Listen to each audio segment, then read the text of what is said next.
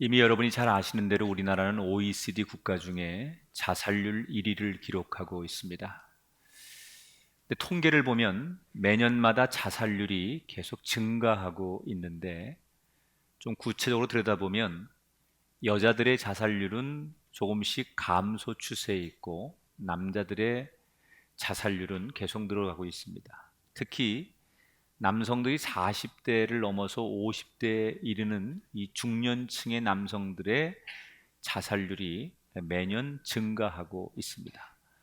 물론 세대를 아울러서 20대도 또는 10대도 더 연세가 많은 세대도 자살을 하고 있습니다. 그만큼 우리 사회가 부강해지고 여유로워진 것 같지만 삶의 무게가 점점 더해지기 때문에 견디기 힘들어하는 분들이 많다는 반증이기도 합니다. 젊은이부터 나이를 드신 분까지 그 고난이라고 하는 것, 삶의 무거운 짐이라는 것이 우리 사회에 마치 바이러스처럼 퍼져나가고 있습니다. 어떻게 우리는 이 고난이라고 하는 바이러스를 이기고 건강한 인생을 살 수 있을까? 오늘 성경은 그 답을 우리에게 주고 있는데 그 답은 바로 지혜로움입니다. 오늘 성경은 우리가 두 인물을 만나게 됩니다. 근데 이 두 인물은 대단히 서로가 대비가 되는 인물입니다. 먼저 오늘 성경에서 소개하는 한 사람은 나발이라고 하는 남자가 등장을 합니다. 이 나발에 대해서 성경이 오늘 어떤 인물인가 조금 소개를 하죠. 3절에 보니까 이 남자는 완고하고 행실이 악한 사람이다. 그리고 17절에 가서 보니까 불량한 사람인데 더불어 말을 할 수 없는 사람이다. 쉽게 얘기하면 아주 고집도 세고 불량기가 좀 있고 남하고 충돌하기를 좋아해서 누구와도 어울릴 수 없는 아주 좀 왕따 같은 그런 사람, 외골수의 행실이 좀 나쁜 사람이라는 얘기예요. 자연스럽게 이 사람은 주변의 사람들하고 자꾸 충돌을 일으키게 됩니다. 그러다가 오늘 성경에 드디어 다윗과 이 나발이라는 사람이 충돌을 하게 됩니다. 왜 충돌을 하게 되느냐? 사건의 전말은 이렇습니다. 이 나발이라는 사람은 광야에서 목축업을 하는 사람입니다. 이 당시 광야는 먹을 것이 없어서 할 수 있는 일이라고는 양과 염소를 키우는 일이 가장 큰 비즈니스인데 먹을 것이 없다 보니까 곳곳의 광야에서 도둑질을 하고 남의 것을 빼앗는 그런 강도들이 많았습니다. 그래서 목축업을 하는 사람들이 때로는 풀을 찾아 먼 곳에 나갔다가 강도 떼를 만나서 자기들이 키우는 이 목축들을 잃거나 또는 생명의 지장을 당하는 경우가 종종 일어났습니다. 그래서 목축업을 하는 사람들이 반드시 자기들을 지켜줄 수 있는 경호원들을 쓰게 됩니다. 민간인 경호원을 쓰죠. 요즘으로 말하면 뭐 보디가드나 뭐 사설 경호업체처럼 그 양들을 키우는데 도적떼들로부터 자기를 지켜줄 수 있는 그런 사람을 고용하게 됩니다. 이 나발이라는 사람이 다윗의 수하에 600여 명의 군인들이 있는 것을 알고 그 600명에게 자기들의 그 양과 가축들을 지켜주는 일을 정식으로 계약을 하게 돼요. 그리고 이제 그 비용을 지불하는 날이 언제냐?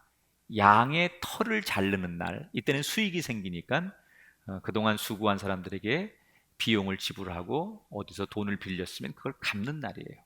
축제 같은 날이죠. 마치 농사 짓는 사람들이 곡식을 추수하면 그 추수한 것 가지고 그동안 뭐 갚아야 될 것, 나눠야 될 것 다 나누는 것처럼 목축업을 하는 사람들도 양털을 깎는 날이 바로 그러한 날이라는 거예요.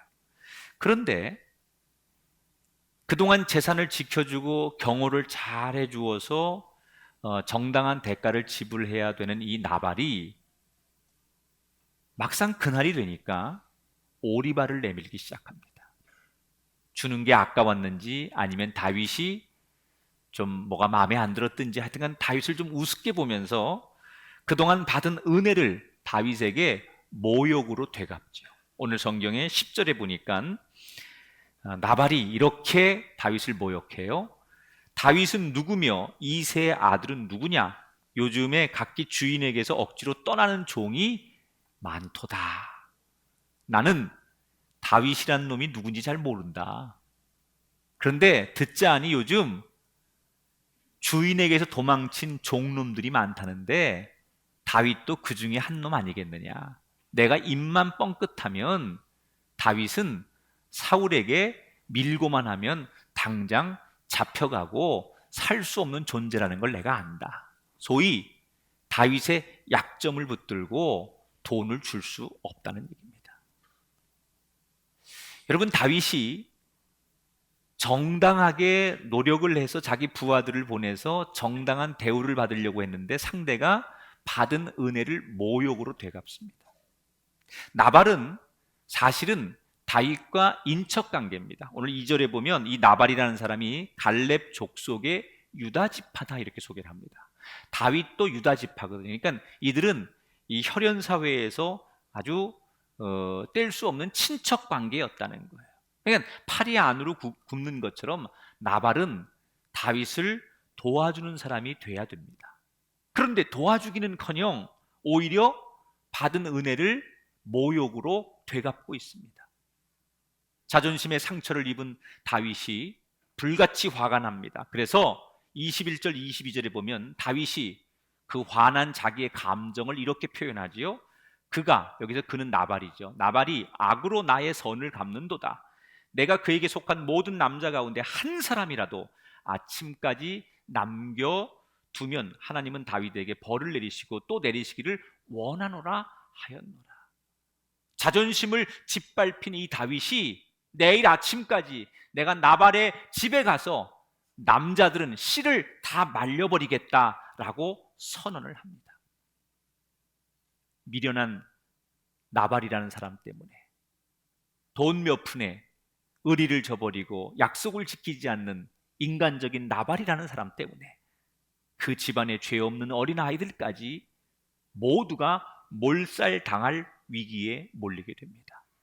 여러분, 미련한 사람은 어떤 사람이 미련한 사람이냐? 늘 자기의 눈으로 사물과 사건을 보는 사람이 미련한 사람이에요. 지금 나발은 자기 욕심의 눈으로 자기의 관점으로 다윗을 보는 거예요. 쫓기는 도망자, 힘없는 도망자, 내가 이렇게 해도 약점이 있으니까 나한테 큰 소리 못 칠 거다라고 생각하는 자기의 관점으로 다윗을 보는 거예요. 만약에 이 나발이 자기의 관점이 아니라 하나님의 관점으로 다윗을 봤다면 지금 다윗을 어떤 인물로 봐야 될까요? 이미 우리가 역사를 쭉 훑으면서 공부했듯이 사울은 이미 기울어서 멸망당하고 버림받는 왕조였지만 하나님은 다윗을 새로운 왕조로 일으키고 있는 상황이에요. 조금만 더 지혜롭고 하나님의 눈으로, 타인의 눈으로 이 사건과 다윗을 바라봤다면 나발은 그렇게 다윗을 평가하지 않았을 거예요. 그러나 미련하게, 교만하게, 완고하게 이 나발은 미련한 짓을 했기 때문에 자기의 미련함 때문에 죄 없는 가족들을 모두 죽게 만들었어요. 여러분, 우리가 이 성경의 사건을 보면서 한 가지 좀 다른 눈으로 성경을 봐야 되는데 이 나발의 미련함이 나발 가문에 일으킨 위험은 큰 일이지만 또 한 가지 지금 이 나발 때문에 다른 한 사람이 위험에 처하게 됩니다. 그게 누구냐? 다윗이에요. 다윗이 왜 위험에 처하게 되느냐? 지금 다윗이 자기의 자존심을 짓밟은 그 나발의 말 한마디에 화가 머리까지 치밀어서 칼을 들고 군사 600명을 들이고 내일 아침까지 가서 모조리 다 죽이겠다라고 선언을 했습니다. 지금 이 사건은 우리가 지금까지 알고 있던 다윗의 모습과는 전혀 상반된 모습이에요. 여러분, 지금 우리가 지금까지 보아왔던 다윗은 어떤 사람입니까? 예를 들면 사무엘상 24장에 그일라라고 하는 지역의 사람들이 그 블레셋 민족에게 약탈을 당했어요.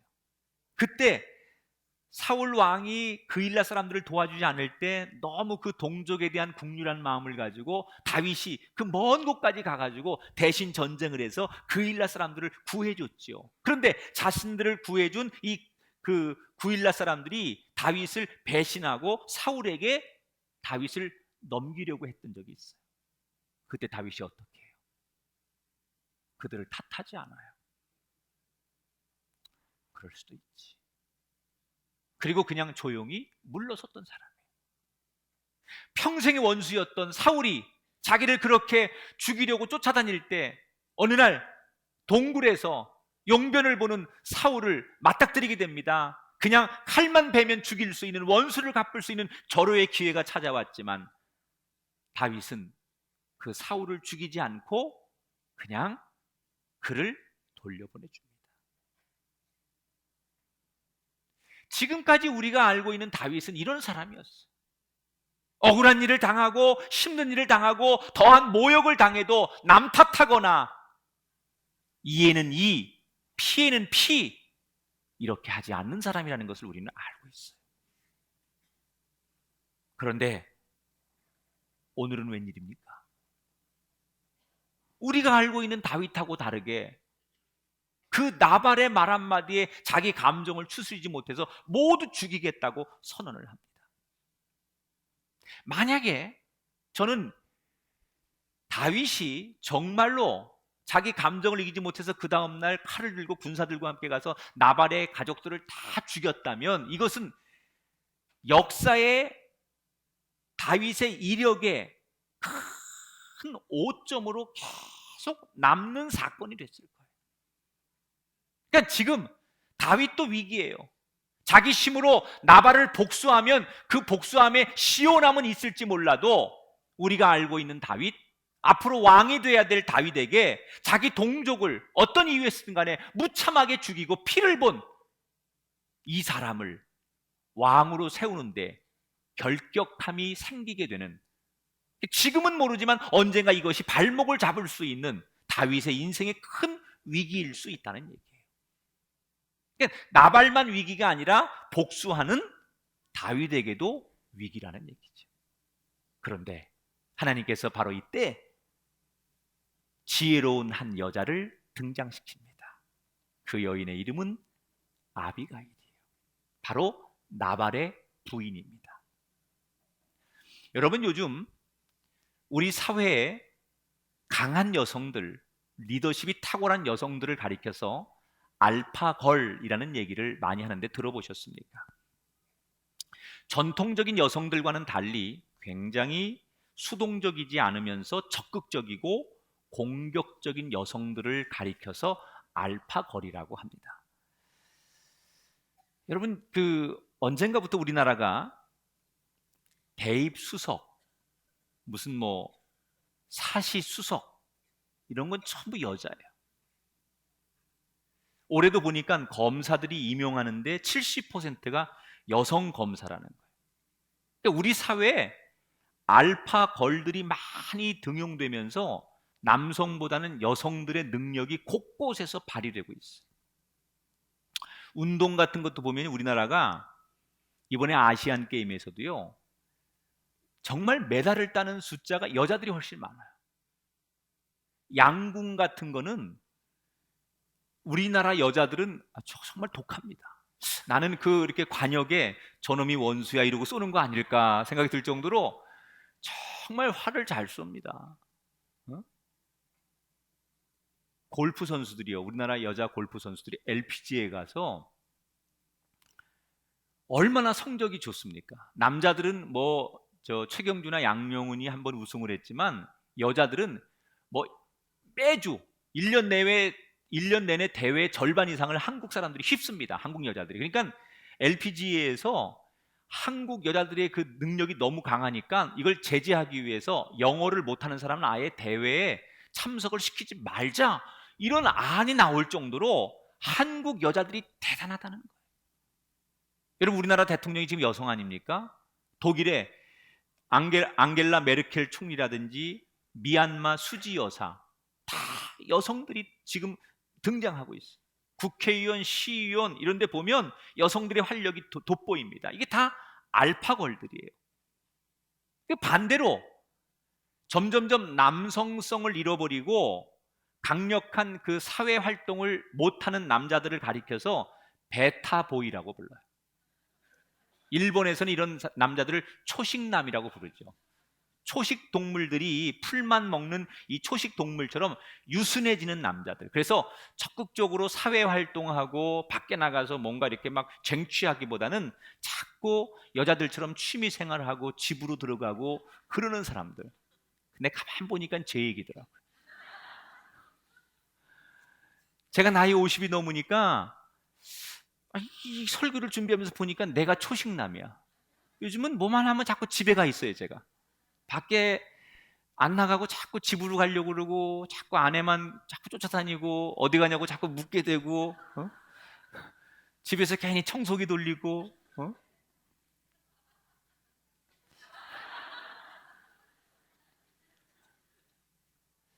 오늘 하나님이 위기를 만난 나발과 다윗에게 이 위기를 이기게 하려고 한 지혜로운 여자 아비가일을 등장시키는데, 이 여자는 조금 전에 소개한 대로 요즘 말로 말하는 현대 여성들의 상징인 알파걸이에요. 얼마나 이 여자가 활동적인지 몰라요. 그런데 3절에 보니까 총명하고 아름다운 여자였다. 이 아비가일이 개인적으로는 참 불행한 여자예요. 왜냐하면 나발이라는 남자하고 결혼 생활을 하는데 행복하지 않아요. 앞에서 말했듯이 나발은 굉장히 독선적인 남자예요. 그리고 욕심이 많고 돈, 물욕 이런 데 눈이 어두워가지고 자기 아내를 배려하지 않아요. 아내를 반려자로, 아내의 인격으로 보지 않고 하나의 재물로 봐요. 그래서 아내하고 요만한 것도 상의하지 않고 완전히 독재를 하고 아내를 무시하기 일쑤입니다.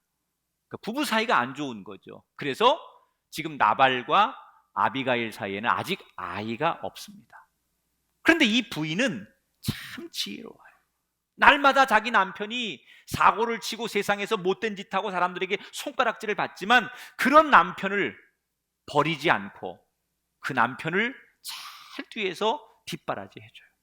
그리고 오늘 성경에 보니까 자기 남편 나발이 다윗과 다윗의 부하들에게 못된 일을 한 것을 듣자마자 이 아비가일이 그 자리에서 즉시 남편이 한 행동이 얼마나 잘못됐는지를 알았기 때문에 자기가 준비할 수 있는 많은 선물 보따리를 준비해서 다윗에게 그 선물 꾸러미를 보내요. 여기 성경에 보니까 떡 200덩어리, 포도주 2가죽, 양 5마리, 그 다음에 볶은 건포도 100송이, 이렇게 해가지고 자기가 준비할 수 있는 선물을 잔뜩 준비해가지고 다윗에게 먼저 선물을 보내요. 그리고 곧이어 나귀를 타고 이 여자가 다윗을 찾아가서 무릎을 꿇고 울면서 다윗에게 용서를 빌어요.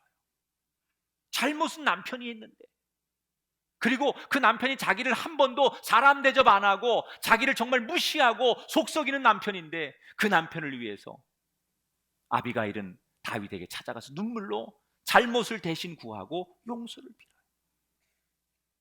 여러분, 이 아비가일의 지혜가 나발뿐 아니라 조금 전에 얘기한 다윗에게 큰 오점을 남길 수 있는 이 절대적인 위기 속에 다윗도 구하게 돼요. 만약에 다윗이 이 아비가일의 말을 듣지 않고 자기 감정 그대로 내가 용서할 수 없으니까 내 자존심 짓밟은 나발을 용서하지 않겠다고 해서 군인들과 함께 칼을 들고 가서 그 나발의 가문을 다 죽였다면 복수는 할 수 있었을지 몰라도 평생에 자기 앞으로 진로에 끊임없는 걸림돌이 되었을 거예요. 왕이 될 사람이 자기 감정 하나 다스리지 못하고 자기 동족을 자기 감정 때문에 피를 보게 한 이런 성품을 가진 사람들은 왕으로 인정하지 않았을 거라는 거예요. 그런데 이 아비가일이 얼마나 지혜로운지 다윗을 만나서 뭐라고 얘기하느냐, 26절에 보니까 내 주의 손으로 피를 흘려 친히 보복하시는 일을 여호와께서 막으셨으니 내 주의 원수들과 내 주를 해하려 하는 자들은 나발과 같이 되기를 원하나이다. 나는 당신이 분노하고 화가 나는 거 당연하다고 생각합니다. 그러나 그 복수는 당신이 하면 안 되고 하나님이 하시도록 하나님께 맡겨야 됩니다. 왜 당신이 직접 복수해서 피를 보려고 합니까? 당신같이 귀한 사람이, 당신같이 존귀한 분이 왜 손에 피를 봅니까? 복수할 일이 있거든 하나님 앞에 맡기십시오. 그리고 찰리 아비가일이 다윗을 설득합니다. 그랬더니 다윗이 그 아비가일의 설득을 듣고 33절에 내 지혜를 칭찬할지며 또 내게 복이 있을지로다. 오늘 내가 피를 흘린 것과 친히 복수하는 것을 내가 막았도다. 처음엔 너무 화가 나서 그 나발의 가족을 다 죽이려고 했지만 이 아비가일의 지혜로운 얘기를 듣고 다윗이 자기 생각을 돌이키게 됐다는 거예요. 보세요. 지혜로운 사람 하나면 되는 거예요. 여러분 가정에 한 사람만 지혜로우면 그 가정을 살릴 수 있습니다. 여러분이 있는 그 자리에 한 사람의 지혜로운 사람만 있다면 그 공동체를 살릴 수 있는 줄 믿습니다. 여러분, 많은 사람이 다 지혜로우면 좋겠지만 때로는 많은 사람이 다 미련할지라도 한 사람만이라도 하나님의 뜻이 어디 있는지 알고 한 사람만이라도 우리가 어떻게 하는 것이 옳은 줄 아는 지혜로운 사람이 있다면 그 사람 때문에 모두가 살게 되는 거예요. 아비가일의 한 사람의 지혜로움 때문에 한 집안의 몰락을 막았고 다윗의 거룩한 미래를 오점을 남길 만한 일을 막게 됐어요. 저는 여러분의 인생이 바로 그 한 사람이 되기를 축복합니다. 여러분의 가정에 지혜로운 한 사람이 필요하다면 그 사람이 여러분이 되길 바라고, 여러분이 있는 자리에서 지혜로운 한 사람을 하나님이 찾으신다면 바로 그 지혜로운 한 사람이 여러분의 입술이 되고 여러분의 걸음이 되기를 주의 이름으로 축원합니다. 사실 개인적으로 이 아비가일은 참 기구한 여자예요. 인품이 못되고 평생 나쁜 짓만 하는 남편 때문에 온갖 고생을 당합니다. 그래도 그 남편과 가족들을 살려보겠다고 그 다윗에게 가서 진짜 그 다윗의 분노를 잘 잠재우고 돌아왔는데, 돌아와 보니 자기 남편이 뭐 하고 있느냐? 가관입니다.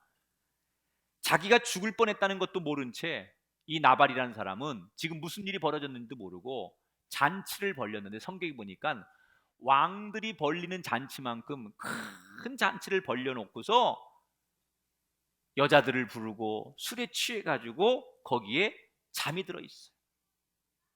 지금 방금 사자 입에 머리를 들여밀고 있었다는 사실도 모른 채 이 나발이라는 사람은 한심하게 지금 술에 취해 있는 거예요. 이 아비가일의 심정이 어땠을 것 같아요? 그렇게 해서 남편을 살려주고 다윗의 분노를 가라앉히고 왔더니 와서 하는 짓 보니까 여전히 철딱선이 없고 미래가 없고 조금도 개선될 여지가 없는 이런 남편을 보면서 아비가일의 마음은 어땠을까요? 당장이라도 다시 쫓아가서 취소, 죽여버리십시오 그러고 싶은 마음이었을 거예요. 다윗은 어땠습니까? 여러분, 사람이 못 먹어서 배고플 수는 있어요. 그러나 자기는 명예로 사는 사람이에요. 다윗은 앞으로 왕이 될 사람이에요. 그런데 그 명예를 땅바닥에 떨어뜨리고 그 명예와 자존심을 짓밟은 그 일에 대해서 다윗은 견딜 수가 없었을 거예요. 그래서 시편에 보면 자기의 그 괴로운 마음을 토로합니다. 몸부림을 쳐요. 그런데 이 아비가일과 다윗의 공통점이 있어요. 뭔지 아십니까? 둘 다 하나님을 의지했다는 거예요. 두 사람 다 공통점이 있는데 자신들의 인생을 하나님 앞에 맡겼다는 거예요.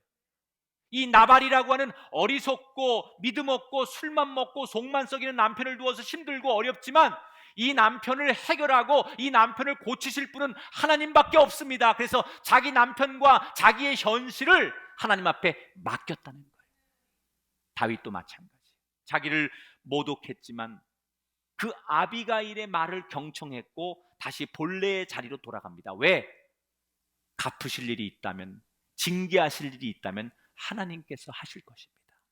그래서 다윗도 아비가일의 말을 듣고 나발을 용서하는데 그것은 뭐예요? 하나님께 맡기겠다는 거예요. 여러분, 이게 바로 믿음인 줄 믿습니다. 내심으로 하지 않고 하나님 앞에 맡기는 것, 하나님이 갚아주시고 하나님이 해결하시고 하나님이 심판자가 되실 것을 믿는 마음으로 모든 것을 맡기는 것, 이것을 우리는 믿음이라고 해요. 때때로 우리는 내심으로 못하는 걸 만날 때가 있어요. 내 능력으로 안 되는 일을 만날 때가 있어요. 그러나 하나님이 이끌어 주시고 하나님이 인도해 주실 것을 믿는다면 그게 여러분의 믿음이라는 거예요. 나는 힘이 없고 나는 배경이 없지만 하나님이 내 힘이 되어 줄 것을 믿고 여러분 오늘도 참고 견디면 그게 바로 믿음이라는 거예요. 다윗은 하나님 앞에 맡겨요. 아비가일도 자기 남편 하나님 앞에 맡겨요. 그랬더니 맡긴 그 다음에 어떤 일이 벌어지느냐, 37절을 같이 읽어볼게요. 시작. 아내가 그에게 이 일을 말하매 그가 낙담하여 몸이 돌과 같이 되었더니 한 열흘 후에 여호와께서 나발을 치심에 그가 죽으니라. 누가 치셨어요? 하나님이 치셨대요. 결국 미련한 이 나발, 하나님도 보지 않고 사람도 보지 않던 이 나발은 어느 날 심근경색, 심장마비 이런 게 와가지고 그냥 그 자리에서 죽어버렸어요. 여러분, 다윗이 하지 않아도, 아내가 하지 않아도 하나님이 하셔야 될 일은 하시더라는 거예요. 그 하나님의 사람들의 억울함, 그 마음속의 분노를 하나님께서 대신 풀어주시고 심판자가 되어주셨다는 거예요. 기다리니까. 그때 그 감정을 이기지 못하고 그때 그 상황에서 맞닥뜨려서 자기 손으로 해결했다면 얼마나 큰 오점을 남겼겠습니까? 그러나 하나님 앞에 맡기고 잠잠히 기다렸더니 하나님이 하나님의 때를 따라서 심판하실 건 심판하시고 정리할 건 정리하시더라는 거예요. 나발이 죽었다는 소식을 듣고 다윗이 홀로 남겨진 아비가일을 찾아옵니다. 그리고 그 지혜로운 여자 아비가일에게 청혼을 해서 홀로 된 그 여인을 자기의 부인으로 맞이합니다. 그래서 아름다운 가정을 다윗과 아비가일이 이루게 돼요. 자, 여기서 궁금한 거 하나 있죠. 다윗은 그때까지 장가를 안 갔습니까? 갔습니다. 이미 다윗에게는 미갈이라고 하는 부인이 있었어요. 근데 이 부인이 우상을 숭배하는 여자예요. 그리고 다윗이 계속 사울에게 쫓기고 도망자의 인생을 살 때 사울의 그 권력에 의해서 이 미갈이라는 여자가 다른 데 이미 시집을 가버리게 됩니다. 그러니까 어떻게 보면 반강제적으로 자기 아내를 잃게 된 거예요, 다윗이. 그래서 아내가 사실은 없는 거예요. 그러니까 아내를 반강제로 빼앗긴 다윗이나 남편을 잃고 홀로 된 이 아비가일이 서로 만나서 아름다운 가정을 이루게 되었다는 거예요. 여러분, 저는 오늘 이 말씀을 통해 여러분에게 드리고 싶은 얘기가 있어요. 여러분 삶에 힘든 문제, 삶에 고난이 있으십니까? 첫째, 하나님은 우리 마음을 다 아시는 분이에요. 세상 사람들은 모를 수 있지만 하나님은 우리의 마음을 다 아시는 분이에요.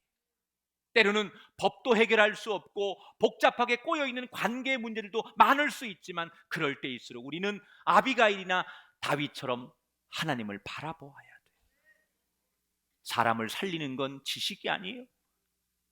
지혜예요. 아비가일의 지혜가 모두를 살렸어요.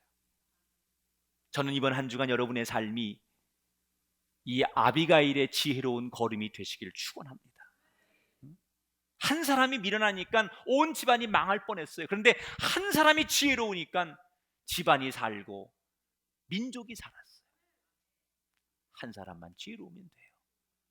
여러분, 세상 사람들이 또는 우리 가족들이, 내 주변 사람들이 다 자기들 욕심으로 살고 세상 방법으로 살 때 내가 하나님 법대로 사는 것이 손해라고 생각이 되거나 서운한 마음이 드실 때 꼭 기억하십시오. 하나님은 당신 한 사람을 보고 계십니다. 지혜로운 한 사람을 통해서 모두를 살리려고 그 사람을 찾고 계시는데 우린 하나님 앞에 이렇게 기도해야 돼요. 하나님, 지혜로운 한 사람이 필요하다면 내가 되게 하시옵소서. 하나님이 찾으시는 그 지혜로운 한 사람, 그 사람이 나이기를 원합니다. 이렇게 기도하시면서 아비가일의 지혜로움을 따라서 모든 환난과 어려움을 이겨내시는 복된 성도들 되시기를 주님의 이름으로 축원합니다. 하나님, 우리는 지금 어디에 서 있습니까? 미련한 자처럼 내 고집과 판단과 내 눈으로 세상과 사물을 보고 있지는 않습니까? 하나님이 찾으셨던 그 지혜로운 한 사람 아비가일처럼 하나님께 맡길 줄 아는 저희들 되게 하시고, 하나님의 눈으로 볼 수 있는 저희들의 영안이 되게 하여 주시옵소서. 우리 성도들에게 저들 삶을 짓누르는 많은 수 없는 문제들이 있겠지만 그 문제를 저들의 육신의 힘으로 해결하지 않게 하시고 하나님이 주시는 지혜로 해결해 가게 하여 주옵소서. 기도하게 하셔서 내 마음을 빼앗기지 않게 하시고 욕심내지 않게 하시고 미움으로 하나님의 뜻을 저버린 일이 없도록 더욱더 하나님의 마음을 견고히 붙들고 살아가는 저희가 되게 하여 주옵소서. 거룩한 주일 제단에 나와 시간과 마음과 뜻을 드립니다. 우리 예배를 받으시는 주님, 빈손으로 오지 않고 주께 거룩한 예물 드렸사오니 받으시는 주님 한없는 축복과 은총의 빛을 저희 모두에게 허락하여 주옵소서. 병든 자 있으면 고쳐주시고 마음이 상하고 넘어진 자 있으면 일으켜 주시고 주의 새로운 영을 우리 성도들에게 공급하여 주옵소서. 이제는 성부와 성자와 성령 삼위일체 하나님께서 오늘도 거룩한 마음을 품고 돌아가는 성도들과 우리의 삶의 자리에 이제로부터 영원히 함께 하시기를 간절히 축원하옵나이다.